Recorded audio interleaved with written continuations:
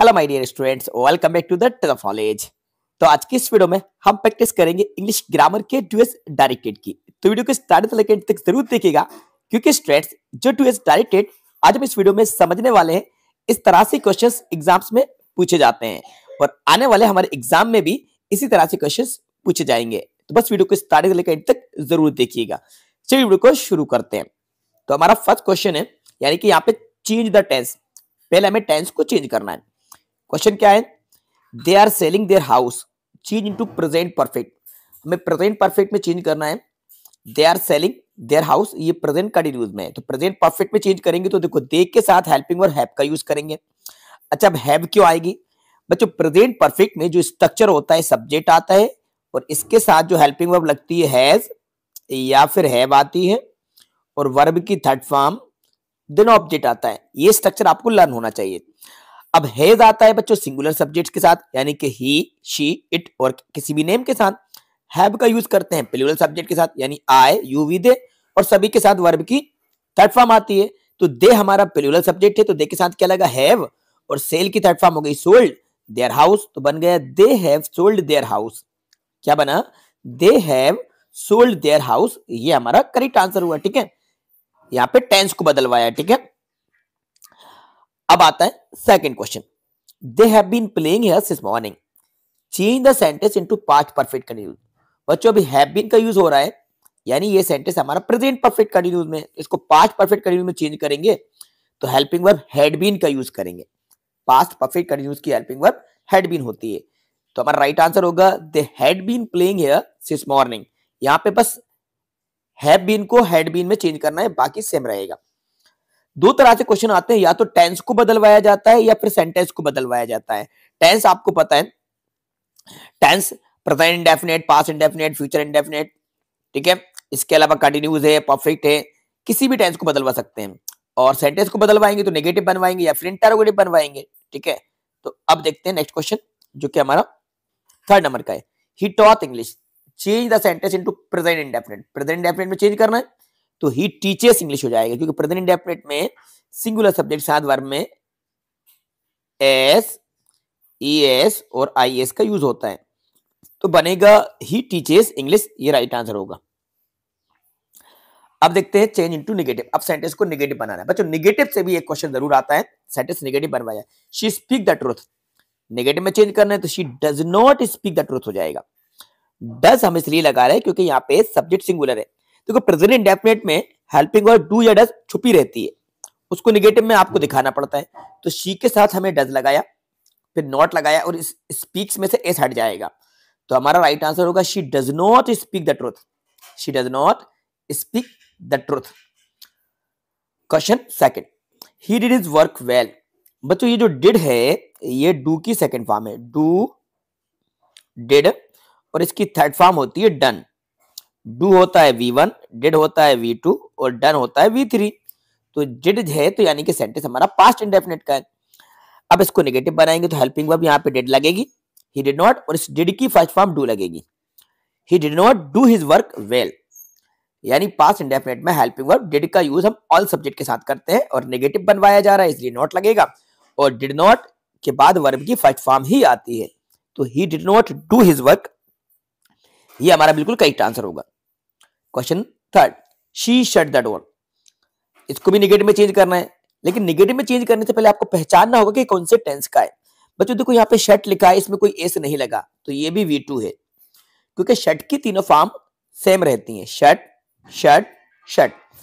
अब अगर ये प्रेजेंट इंडेफिनिट में होता तो यहाँ पे फिर एस का यूज होता, क्योंकि सब्जेक्ट हमारा सिंगुलर है, तो सब सब्जेक्ट सिंगुलर है और एस नहीं लगा, यानी ये V2 है, तो इसको डिड नॉट से बनाएंगे तो she did not shut the door, right answer होगा।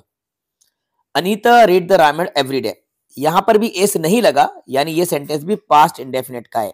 इसको बड़े ध्यान से समझिएगा ना, अगर एस लगाते तो ये प्रेजेंट इंडेफिनिट में हो जाता, लेकिन अनीता सिंगुलर सब्जेक्ट और एस नहीं लगा यानी V2 है, कि पास्ट इंडेफिनिट में ऑल सब्जेक्ट के साथ V2 का यूज होता है, तो ये भी डिड नॉट से बनेगा। Anita did not read the Ramayana every day. ये हमने सेंटेंस को नेगेटिव बनाना सीख लिए। अगर नेगेटिव बनाने के लिए क्वेश्चन आए तो इस तरह से ही क्वेश्चन आते हैं।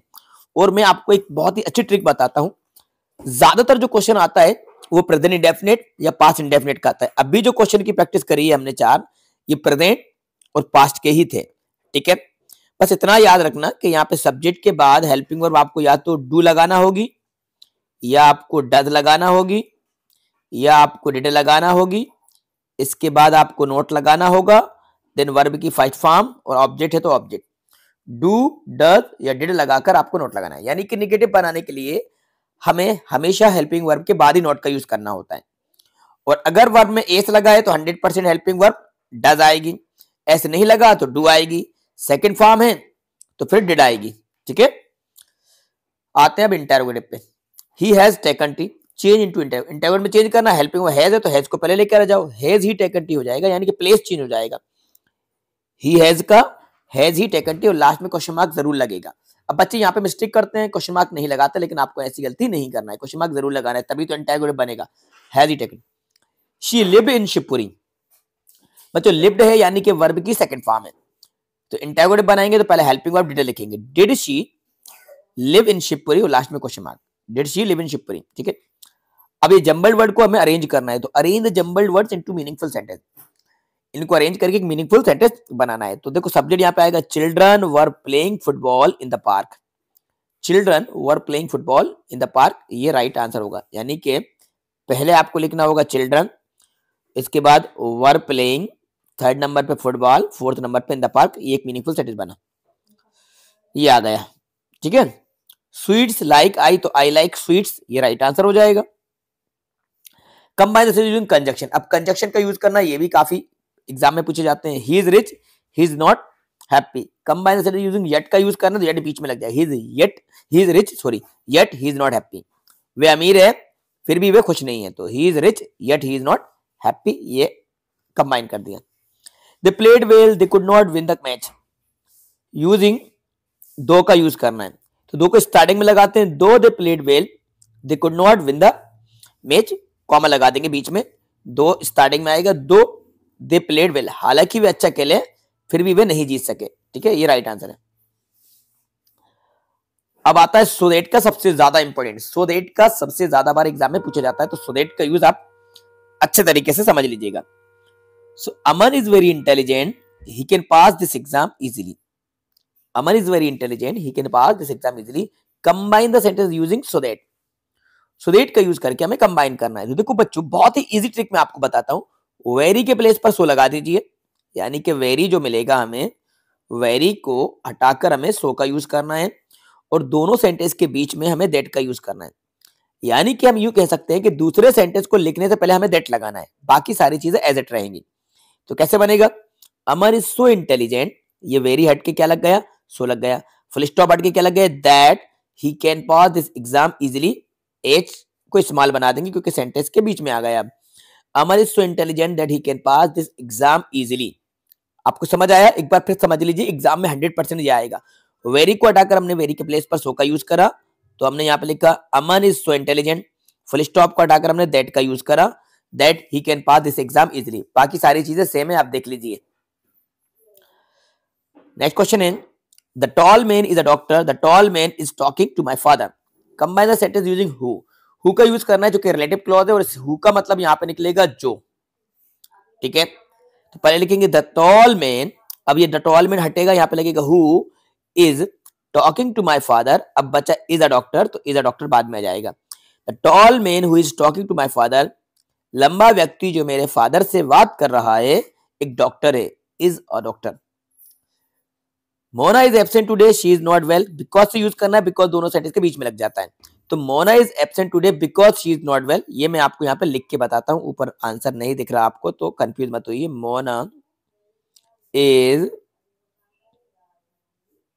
एब्सेंट टुडे, रीजन बता देते हैं एब्सेंट होने का, because BECAUSE, because she is not well.